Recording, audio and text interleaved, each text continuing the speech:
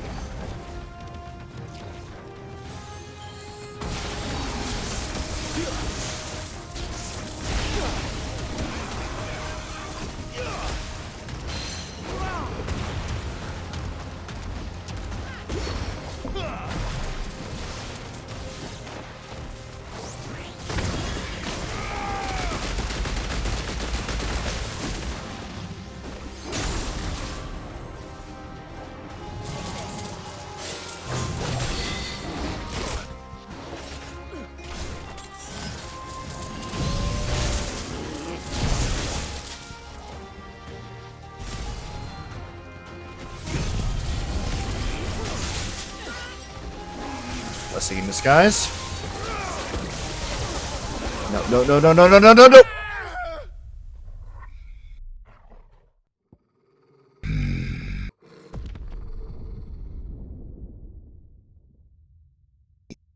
Fucking girls.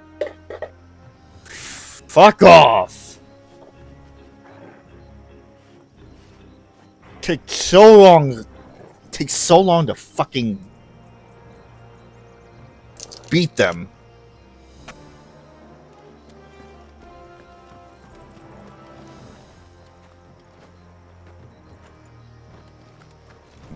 Good. Just fucking counter again.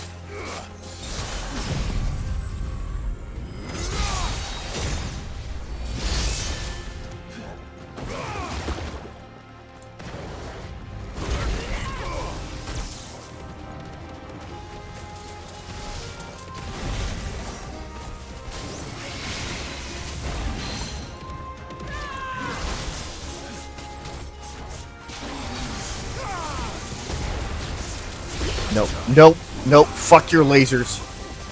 fuck your absolute bullshit.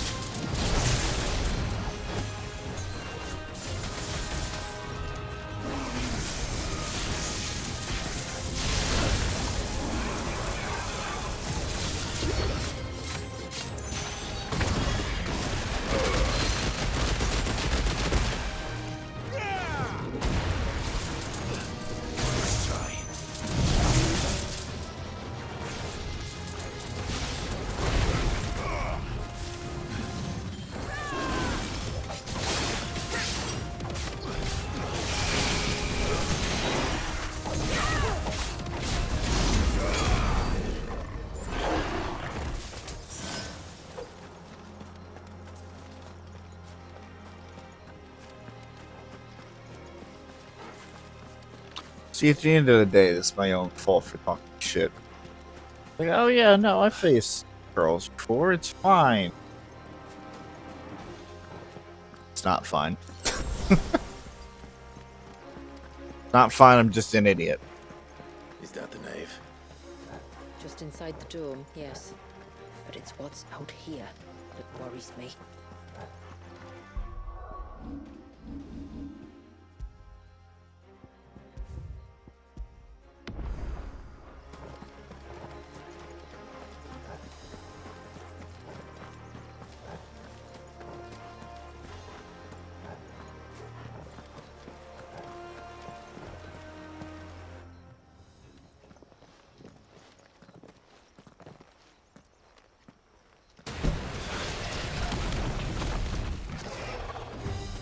Hello, lizard. There I was thinking they'd all migrated south. The weaker ones did. The weaker ones. Did you hear that, Sid?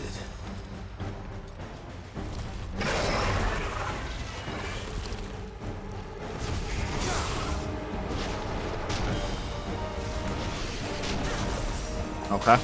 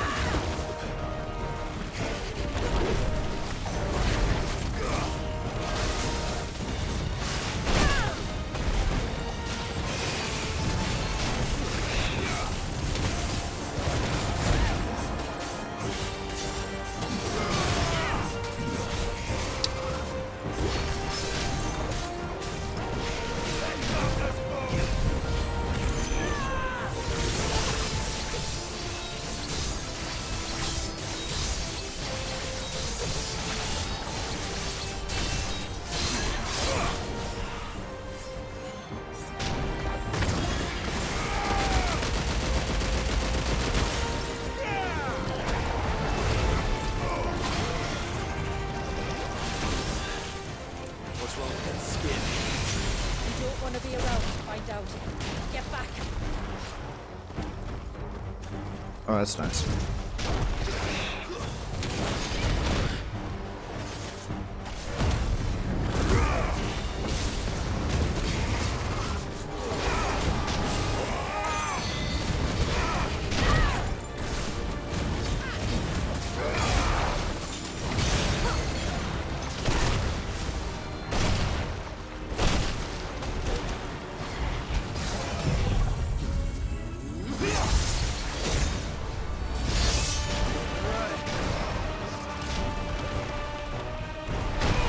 Ow. I always hate this part.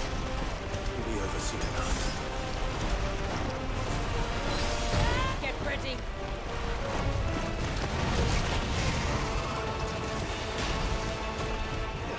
You done now? Nope. Let's try.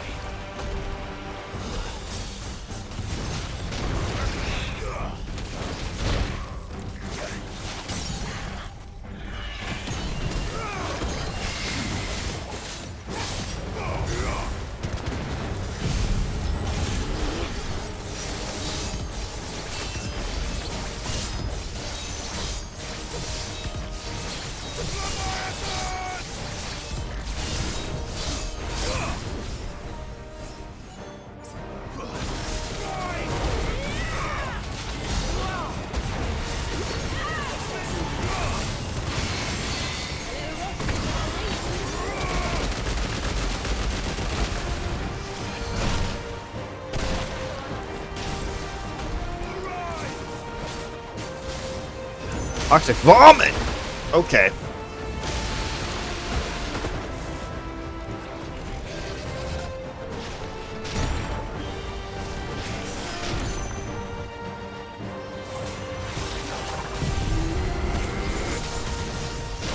Ah, fuck off.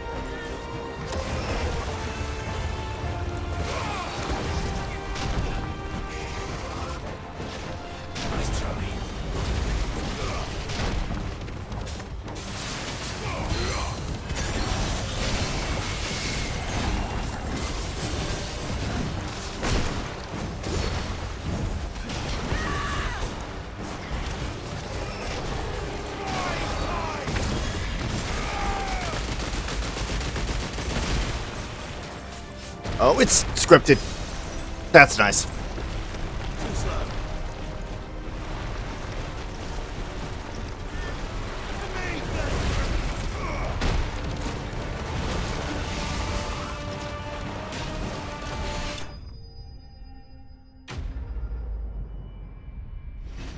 Or the health bar was just off.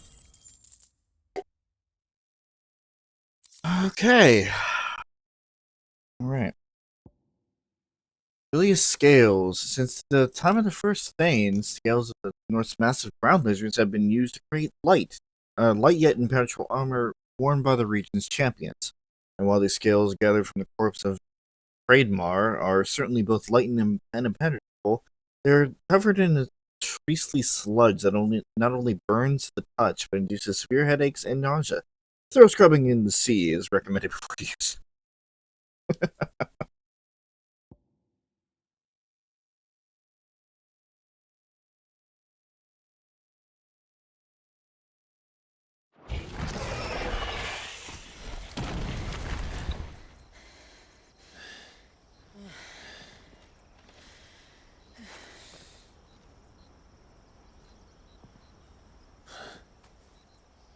This place. It's frozen. Just like the surge.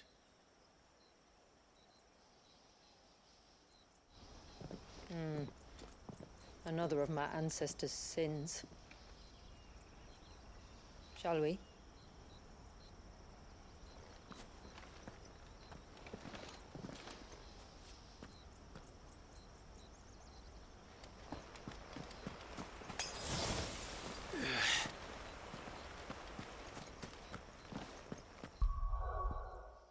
I'm gonna say after that, not a bad boss fight, but The blue veil shows the extent of the spell's reach. But I can feel its ether from here.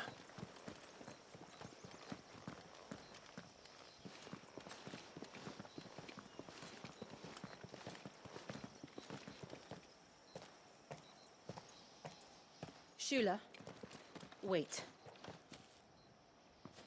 Before we cross the threshold, I'd like to know a little more about how these magics work. I assume we'll be safe from their influence. We won't grind to a halt, if that's what you mean. The spell only affects the things that were present at the moment it was cast.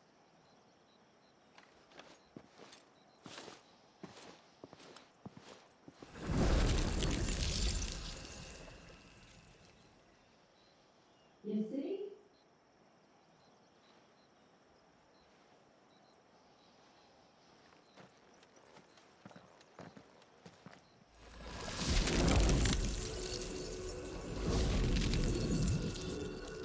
But if we can enter, that means other things can as well.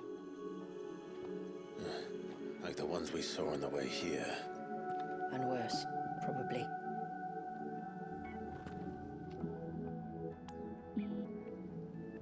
Is this Leviathan's doing? Well, it certainly wasn't ours. When he realized my ancestors were attempting to cast a spell from here, he made to destroy the temple. And almost did by the looks of it. well. Good place to stop for today.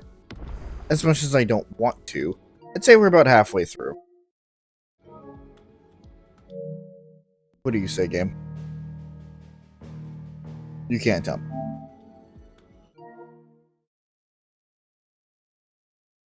That's fine.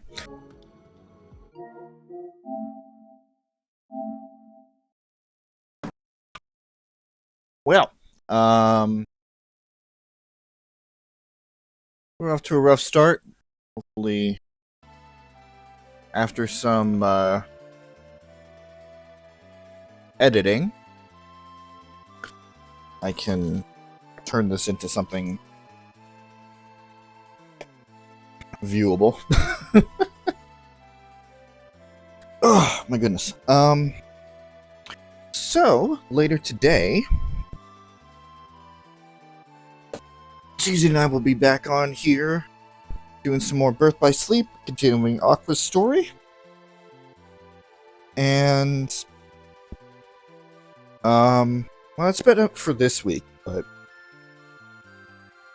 we'll pick this up again next week. I don't know when next week. Maybe Tuesday? I think I'm working Tuesday. It'll be Tuesday after work, so we should be able to finish it. Then again, I'm not that eager in finishing it, but you know what I mean. Check out everything down below. If you go over to the YouTube channel, you'll find everything in the descriptions of the videos as well. Yeah, that's really about it. So, thank you guys for watching. Thank you guys for joining and bearing with me throughout all this. And I hope to see you guys next time. Have a good night, good day, and we will see you guys later.